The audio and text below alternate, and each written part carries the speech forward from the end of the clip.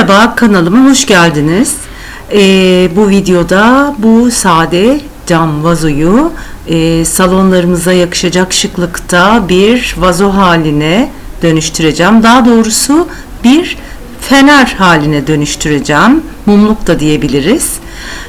Bunun için önce kılavuz çizgileri belirledim. Bunun için bu tekniği kullandım. Cetvel kullanmadan daha kolay bir teknik.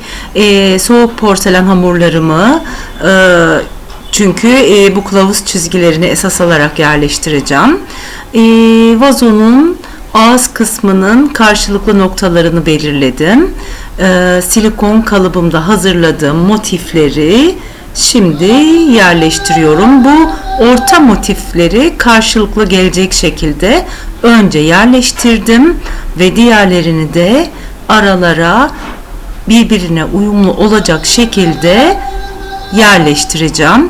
Bakın kenarlardaki böyle bu silikon kalıplarda karşılıklı motifler oluyor. Sağlı sollu yöne bakan onları çıkararak bu şekilde yerleştirdim ve böyle bir form oluşturdum. Kalıplardaki şekilleri hazır bulamayabilirsiniz. Siz bunları bir şekilde dizayn edebilirsiniz benim yaptığım gibi. Yukarıya ve aşağıya aynı şekilde uyguladım. Aşağıdaki biraz alta bakıyor, orta kısmı gördüğünüz gibi. Yukarı da bakabilir. Şimdi bu ön kısmı cam olacak şekilde kalacak. Arkaya resim yapıştıracağım. Öncesinde ben bu yapıştırdığım motifleri çikolata rengine, Cadence'in bu çikolata rengi, koyu kahverengi, hatta siyaha yakın, siyah gibi görünüyor ancak siyah değil. Çok beğendiğim bir renk. Kullandığım bütün renkleri açıklama kısmında belirtiyorum. Bunları diyeceksiniz, daha önce boyayıp yapıştırsak daha rahat olmaz mı? Porselen hamuru kuruyor ve böyle yuvarlak olan objelerde zor yapışabiliyor. O yüzden ben önce yapıştırıp yumuşakken sonra boyamayı tercih ediyorum ince bir fırçayla. Resmim bu. Bu bir Rönesans ünlü bir ressam, Rönesans dönemindeki ünlü bir ressamın resmi. Bunu arka kısma yapıştıracağım. Dışarıdan yapıştırıyorum. İçerisine mum yerleştirdiğim zaman bu güzel resmi görüyor olacağız.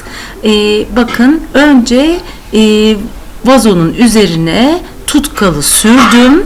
Biraz sulandırıp sürelim. Çiçek tutkalı bu. Sonra üzerine resmi yerleştirdim. Kenarındaki fazlalıkların bir kısmını makasla kestim. Bir kısmını da tutkalla yumuşamış oldu. Bunları da böyle kopardım. Maket bıçağıyla da ya da kesici bir aletle de bunları fazlalıklarını kesebiliriz. Kenar kısımlarını da böyle yırttım doğal olsun diye. Üst kısmı okyanus rengine boyadım. Okyanus rengi daha önce belirtmiştim, tek katta çok açık güzel bir ton oluyor. 2 kat yaptığımız zaman biraz daha koyulaşıyor. Ben tabii ki dayanıklı olsun diye bunu 2 kat boyadım. Katların arasına 3-4 saat bekleyerek devam edelim. Eğer vaktiniz varsa tabii ki 8 saat bekleyebilirsiniz. Bir gün de bekleyebilirsiniz. En az böyle 4 saat diyeyim. Daha sonra bu yapıştırdığım resmin bu arka yüzeyi bakın beyaz. Onun üzerine de yine porselen hamurundan motifler yerleştirdim. Neden? Vazomun arka tarafı da biraz daha böyle süslü olsun, salonumuza yakışacak tarzda bir şıklıkta olsun diye motifleri farklı silikon kalıplarımdan beğendim.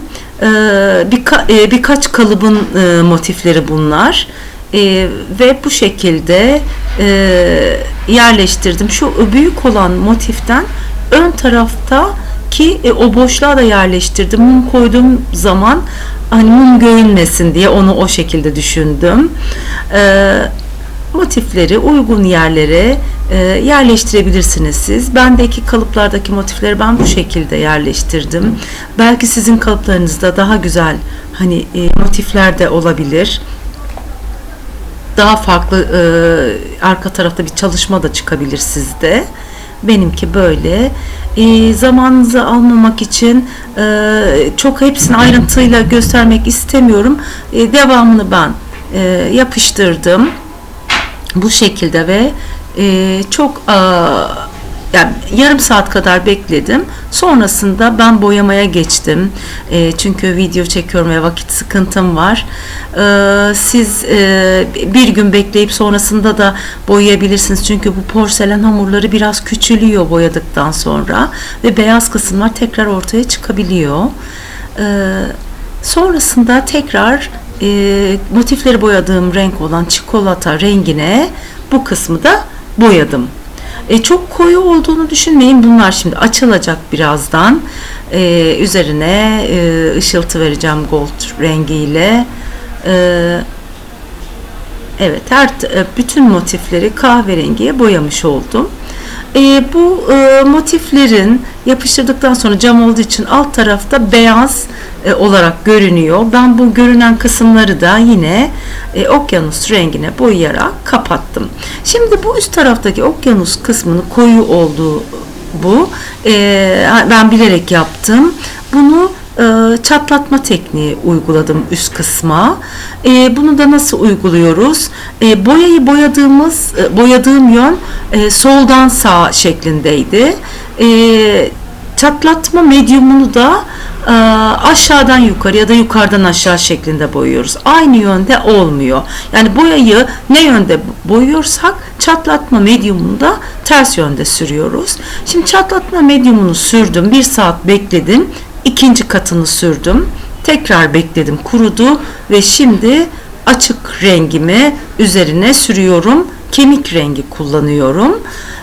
Kemik rengimi de alt tarafa okyanus rengini sürdüğüm stilde, yani soldan sağa şekilde ya da sağdan sola bunları bu açık rengimi de sürdüm ve hemen zaten çatlatma başlıyor.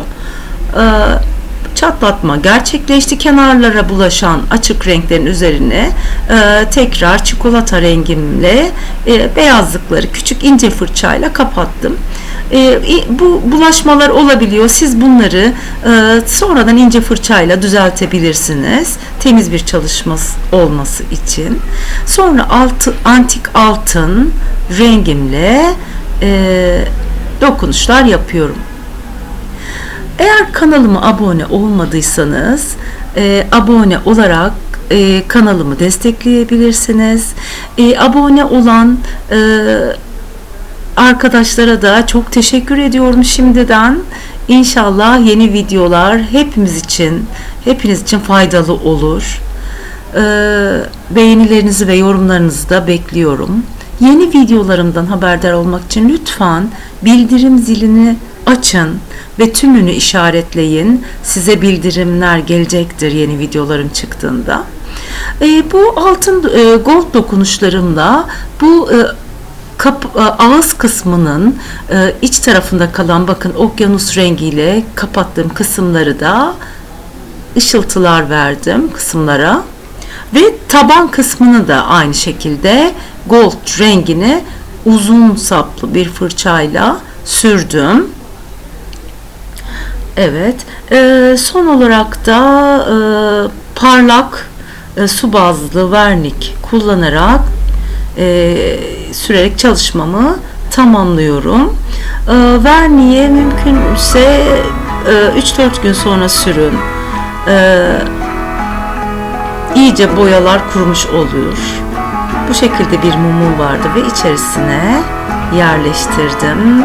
Bakın içeriden de resim çok şık bir şekilde görünüyor. Yeni videolarımda tekrar görüşmek üzere. Şimdilik hoşça kalın diyorum. Görüşmek üzere.